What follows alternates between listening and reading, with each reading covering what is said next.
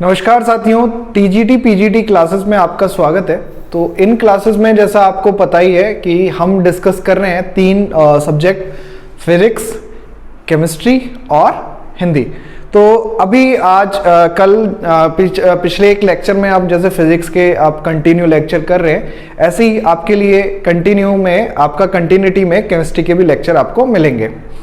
अब आज का जो हमारा लेक्चर है वो किसी एक पर्टिकुलर चैप्टर से रिलेटेड लेक्चर नहीं है। आज का हमारा लेक्चर रहेगा आपका पर्टिकुलर टॉपिक क्या रहेगा हमारा आज का टॉपिक रहेगा आज का बेसिक कॉन्सेप्ट्स ऑफ केमिस्ट्री। तो बेसिक ऑफ केमिस्ट्री को अगर हम देखें, बेसिक ऑफ केमिस्ट्री में क्या क्या चीजें हमें सीखनी है, क्या क्या चीजें हमें समझनी है, ये ज्यादा इंपॉर्टेंट है।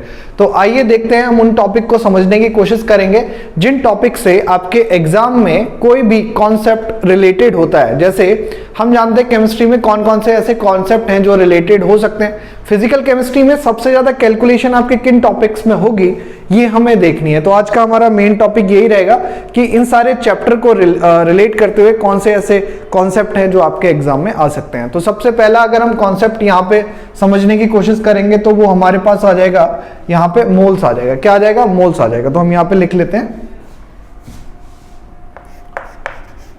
मोल्स। तो हमारा पहला टॉपिक हमारा क्या रहेगा? मोल्स रहेगा। अब मोल्स के बारे में अगर हम समझें तो मोल होता क्या है, तो एक ये नंबर है। अगर आप नंबर की बात करें तो किस तरीके से डिफाइन करेंगे नंबर को? नंबर इसका मतलब ये है कि ये एक वैल्यू है, कलेक्शन ऑफ नंबर है। इस कलेक्शन ऑफ नंबर में जैसे हमारे पास दर्जन होता है, तो दर्जन एक कलेक्शन ऑफ नंबर है, ग्रुप ऑफ नंबर है, जिसमें आपके टोटल वैल्यूज कितनी आती है? टोटल वैल्यूज आपकी आती हैं 12। ठीक है। ऐसे मोल्स के अंदर भी आपका कलेक्शन ऑफ नंबर है, इसके अंदर टोटल वैल्यू किसके इक्वल आती है? अवेगाद्रो नंबर के इक्वल आती है। तो हम यहाँ पे लिख सकते हैं दैट इज इक्वल टू किसके होगा? अवेगाद्रो नंबर के, अवेगाद्रोस नंबर। ठीक है। तो ये किसके इक्वल हो जाएगा? अवेगाद्रो नंबर के। अब अवेगाद्रो नंबर की वैल्यू एक्चुअली में क्या होती है, ये हमें देखना है। तो इसकी वैल्यू होती है, इसको पहले तो रिप्रेजेंट करते हैं Na से। ठीक है। और इसकी जो वैल्यू होती है वो होती है आपकी 6.023 इंटू 10⁻23। ठीक है। और इसकी इस वैल्यू में आपको कहीं ना कहीं चेंजेस भी मिल सकते हैं। कुछ बुक्स में इसमें 6.022 भी देते हैं, कुछ बुक्स में इसमें 0.23 भी देते हैं, बट अपन फॉलो कर रहे हैं एनसीईआरटी नॉर्म्स को, तो हम यहाँ पे लिखेंगे 0.23, है ना। अपन ज्यादातर क्वेश्चंस में यही यूज करेंगे, 6.023 इंटू 10⁻23। दूसरा अगर हम इसकी बात करें तो पहला तो आपका अवेगाद्रो नंबर के बराबर इसमें क्या होने चाहिए? नंबर ऑफ एटम होने चाहिए, या नंबर ऑफ मॉलिक्यूल होने चाहिए, या कुछ भी कलेक्शन अगर इतने नंबर का है तो आप उसको क्या बोलेंगे? 1 मोल क्वांटिटी बोलेंगे। ये एक फंडामेंटल यूनिट है। जैसा आपने फिजिक्स में पढ़ा होगा कि फंडामेंटल यूनिट क्या होती है, कि जो अपने आप पे ही डिपेंड करती हैं, किसी की और के ऊपर डिपेंड नहीं करती, उनको हम क्या बोलते हैं? फंडामेंटल यूनिट बोलते हैं। तो उन फंडामेंटल यूनिट में से एक फंडामेंटल यूनिट ये भी है। अच्छा, इससे अगले की बात करें तो सेकंड, अगर हम जो पॉइंट हम यहां पे लिखना चाहते हैं वो सेकंड पॉइंट हमारा क्या हो जाएगा? देखें, second point is it is a amount of substance. ये किसको डिफाइन करता है? अमाउंट ऑफ सब्सटेंस को डिफाइन करता है। तो लिख देते हैं अमाउंट ऑफ सब्सटेंस। ठीक है। ये किसको डिफाइन करेगा? अमाउंट ऑफ सब्सटेंस को डिफाइन करेगा। यानी आपके पास जो भी चीजें हैं वो कितने अमाउंट में आपके पास हैं, कितनी हैं, उनको हम जो डिफाइन करते हैं वो फंडामेंटल यूनिट हमारी क्या होती है? मोल्स होती है। अब ज्यादा इधर उधर नहीं जाएंगे, हम सीधे बेसिक कॉन्सेप्ट के ऊपर आते हैं कि भाई इसको कैलकुलेट करने का तरीका क्या है ना। What are the formulas of these entities, these quantities. इस क्वांटिटी के क्या क्या फॉर्मूले हैं हमारे पास। तो सबसे पहले अगर हम पहला फॉर्मूला लिखें, फॉर्मूला अगर हम फर्स्ट लिखना चाहें, पहला फॉर्मूला अगर हम लिखना चाहते हैं that is moles is equal to क्या आ जाएगा? Given mass divided by molar mass. क्या हो जाएगा? Molar mass. ठीक है। तो आपको किसी भी सब्सटेंस का जो मास आपको कॉन्सेप्ट में गिवन है, क्वेश्चन में गिवन है वो, और उसके डिवाइड में हम क्या लिखेंगे? मास, मोलर मास किसका? उसी सब्सटेंस का। ठीक है। अभी मैं इसको एक एग्जांपल से समझाने की कोशिश करूंगा, शायद आपको जल्दी से समझ में आ जाए। तो इसको आप अंडर द बॉक्स कर दीजिएगा अच्छे से।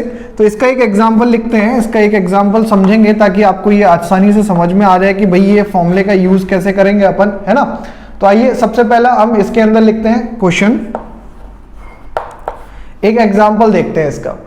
एग्जाम्पल हमारे पास क्या हो जाएगा, फॉर देखते हैं कि हमें दिया हुआ है 88 ग्राम ऑफ CO2, यानी आपका कार्बन डाइऑक्साइड कितना है, आपका 88 ग्राम कार्बन डाइऑक्साइड है, और आपको इसमें कैलकुलेट करना है नंबर ऑफ मोल्स। आप इसमें क्या कैलकुलेट करोगे, मोल्स कैलकुलेट करोगे। तो कैसे निकालेंगे इसको, तो हमारे पास number of moles N is equal to क्या हो जाएगा, गिवन मास कितना है 88 gram divided by molar mass. अब मोलर मास निकालने का जो तरीका है वो आपको पता होगा, एज यू नो कि भाई कार्बन है प्लस आपके पास 2 ऑक्सीजन है, ठीक है। तो कार्बन और 2 ऑक्सीजन की अगर हम बात करें तो एक कार्बन का जो मास होता है वो होता है 12 और 2 ऑक्सीजन के लिए एक का मास होता है 16, है ना। पीरियडिक टेबल अगर आपको एटम याद होंगे तो उसमें आपने देखा होगा। तो ये सॉल्व करके हमारे पास कितना आता है 44, और इसकी यूनिट क्या होती है, ग्राम पर मोल। यूनिट क्या होती है, ग्राम पर मोल। तो यहाँ पे आपका 44 आया, तो इस 44 को आप यहाँ पे रखिए, इसकी यूनिट भी लिखिए ग्राम पर मोल। तो आपको पता है कि ग्राम और ग्राम कैंसिल आउट हो जाएंगे, 44 से 88 2 टाइम्स चला जाएगा, तो आंसर हमारे पास आ जाएगा 2 मोल। उम्मीद करूंगा ये वाली बात समझ में आ गई होगी आपके। चलिए अगर हम सेकंड फॉर्मूले की बात करें, सेकंड फॉर्मूला देखें, तो सेकंड फॉर्मूला हमारे पास क्या है, देखें इंपॉर्टेंट है, बहुत ही आसान भी है second formula. That is moles is equal to number of particles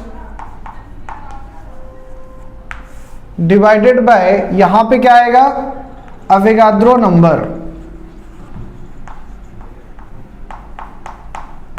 ठीक है। आप क्या करोगे, अगर आपको नंबर ऑफ पार्टिकल्स दिए हुए हैं, नंबर ऑफ पार्टिकल्स का मतलब नंबर ऑफ मॉलिक्यूल भी हो सकता है। अगर आपको एटम दिया हुआ है, मॉलिक्यूल दिए हुए हैं, कुछ भी दिया हुआ है, उसको आप क्या करो, अवोगाद्रो नंबर से डिवाइड कर दो, देन यू विल गेट, क्या मिलेगा आपको, नंबर ऑफ मोल्स मिल जाएगा, है ना। इसमें तो कोई समस्या वाली बात ही नहीं है। तो हमारे पास क्या आ जाएगा, नंबर ऑफ मोल्स। इसका एक एग्जाम्पल देखते हैं, बहुत ही आसान है, बहुत ही सस्ता सा एग्जाम्पल है, देखते हैं। यहां पे दिया हुआ है 6.03023 into 10 to the power 24 molecules of, किसके ले लें मॉलिक्यूल, कोई भी आप ले लो, वाटर दे दिया आपका H2O, ठीक है। आपसे कह रहा है कैलकुलेट नंबर ऑफ मोल्स। तो आपको नंबर ऑफ मोल्स कैलकुलेट करने हैं वाटर के, तो कैसे करेंगे, तो इसके लिए बड़ा सरल हो जाएगा। इसको देखो, हमें फॉर्मूला पता है नंबर ऑफ पार्टिकल्स, तो नंबर ऑफ पार्टिकल कितने हैं 6.023 इंटू 10 टू द पावर 24, ये आपके पार्टिकल है। और अवोगाद्रो नंबर कितना होता है, ऊपर लिखा हुआ है 6.023 इंटू 10 टू द पावर 23, तो इससे आप डिवाइड कर दो, 6.023 इंटू 10 टू द पावर 23 से डिवाइड कर दो, तो ये और ये कैंसिल आउट हो जाएगा, 23 से पावर जाएगी तो आपका क्या मिल जाएगा, आपका 10 मिल जाएगा। तो कितने मोल आपको मिल गए, 10 मोल मिल गए, किसके, वाटर के। तो ये जो 10 मोल आए ये आपके क्या है, वाटर के मोल आए हैं। और इससे आप क्या निकाल सकते हो, ग्राम वेट भी निकाल सकते हो, मास भी निकाल सकते हो, किसका, वाटर का। कैसे निकालोगे, फॉर्मूला ये वाला लगा दो, आपको क्या पता है, मोल पता है और वाटर का मोलर मास पता है। वाटर का मोलर मास कैसे निकालोगे, H और 2 ऑक्सीजन, एक H का 2 H और 1 ऑक्सीजन, एक H का कितना होता है 1, 2 का कितना हो जाएगा 2, और ऑक्सीजन का कितना होता है 16। तो that is equal to water का जो मॉलिक्यूलर मास आएगा वो आएगा आपका 18। क्लियर। तो यहाँ पे आपकी जो N की वैल्यू आएगी वो आपकी क्या आ गई 10, और मास अगर निकालोगे तो 18 into 10 that is equal to 180 gram आपका मॉलिक्यूल वाटर मिलेगा। तो ये तो 2 फॉर्मूले हमारे पास हो गए। कौन कौन से फॉर्मूले हो गए, एक हमारे पास हो गया given mass upon molar mass, दूसरा फॉर्मूला हो गया number of particles divided bye आपका अवोगाद्रो नंबर। एक और फॉर्मूला देखते हैं, यहाँ पे एक और फॉर्मूले को देखने की कोशिश करते हैं कि इसमें भी आपको क्या मिलेगा, इसमें आपको कुछ मिलेगा कि नहीं मिलेगा, ये भी देख लेते हैं, है ना।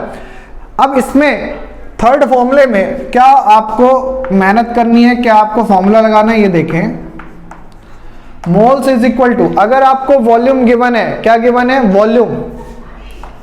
वॉल्यूम ऑफ गैस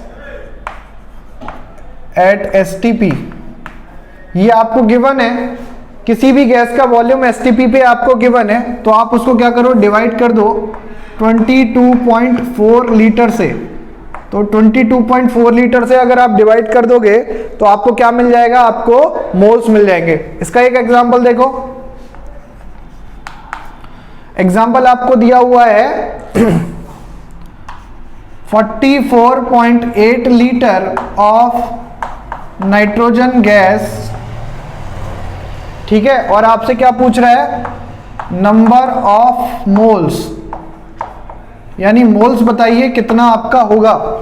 तो अगर आपको इसके मोल्स फाइंड आउट करने हैं, हाउ वी कैलकुलेट मोल्स, तो हमें क्या पता है, फॉर्मूला तो पता है ये बेटा। तो moles is equal to N is equal to आपका क्या आ जाएगा, एसटीपी पे आपको वॉल्यूम कितना दिया हुआ है 44.8 लीटर डिवाइडेड बाय कितने से डिवाइड करना है 22.4, तो 22.4 लीटर से डिवाइड कर दीजिए, यू विल गेट कितना मिल जाएगा, 2 मोल मिल जाएगा। क्या मिल जाएगा, 2 मोल्स मिल जाएगा।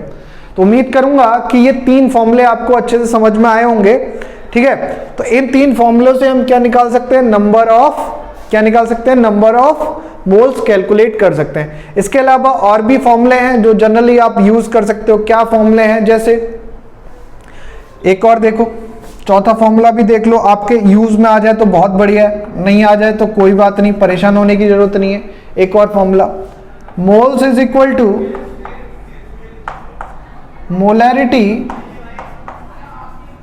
Molarity into volume. तो अगर आपने मोलैरिटी और वॉल्यूम को मल्टीप्लाई कर दिया तो भी हमारे पास क्या आएगा, मोल्स आ जाएगा। एक ये फॉर्मूला है, आपको इसको अंडर द बॉक्स करना है, कर लीजिए। एक ये फॉर्मूला अंडर द बॉक्स कर लेना, ठीक है। एक कौन सा फॉर्मूला, एक ये फॉर्मूला अंडर द बॉक्स कर लीजिएगा।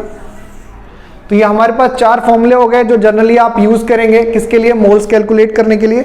इन सब में सबसे ज्यादा जो यूज किया जाएगा वो आपका फर्स्ट फॉर्मूला है, given mass upon molar mass. और आप जब रेडॉक्स पढ़ेंगे या फिर आप मिक्सिंग पढ़ेंगे तब आप कोई फॉर्मूला यूज करेंगे, that is equal to moles is equal to normality into molarity into volume, ठीक है। तो ये वाला पार्ट सबको समझ में आ गया, कोई दिक्कत यहां तक, ठीक है।